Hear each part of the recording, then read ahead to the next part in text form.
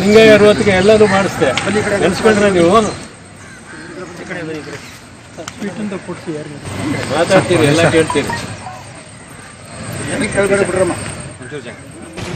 ಬೆಳೆಗಾರಿಕೆ ಮಾಡೋಕೆ ಬರ್ತಾರೆ ಇಲ್ಲಿ, ಯಜಮಾನಿಕೆ ಮಾಡೋಕೆ ನಾಚಿಕೆ ಆಗೋದಿಲ್ವಾ? ಬೇಡಪ್ಪ.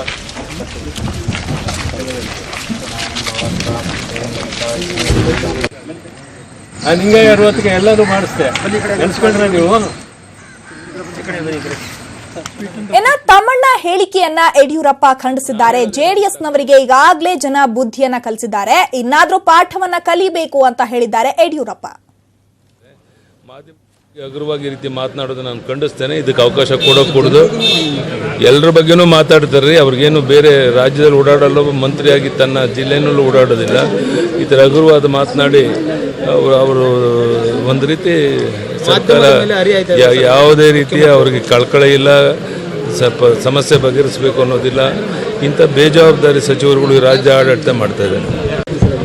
ನಾನು ಹೇಳೋದೇನೋ ಅದು ತಕ್ಕ ಉತ್ತರವನ್ನು ಮಾಧ್ಯಮದವರು ನೀವು ಕೊಡಬೇಕು. ಕುಮಾರಸ್ವಾಮಿ ಆಯಿತು, ಕುಮಾರಸ್ವಾಮಿ ಶ್ರೀಮತಿ ಆಯಿತು, ಈಗ ಇವರು ಮಾತಾಡ್ತಿದ್ದಾರೆ. ಮಾಧ್ಯಮದವರ ಬಗ್ಗೆ ಹಗುರವಾಗಿ ರೀತಿ ಮಾತನಾಡೋದು ನಾನು ಖಂಡಿಸ್ತೇನೆ. ಇದಕ್ಕೆ ಅವಕಾಶ ಕೊಡೋಕೂಡದು. ಎಲ್ಲರ ಬಗ್ಗೆನೂ ಮಾತಾಡ್ತಾರೆ. ಅವ್ರಿಗೇನು ಬೇರೆ ರಾಜ್ಯದಲ್ಲಿ ಓಡಾಡಲು ಮಂತ್ರಿಯಾಗಿ ತನ್ನ ಜಿಲ್ಲೆಯಲ್ಲೂ ಓಡಾಡೋದಿಲ್ಲ.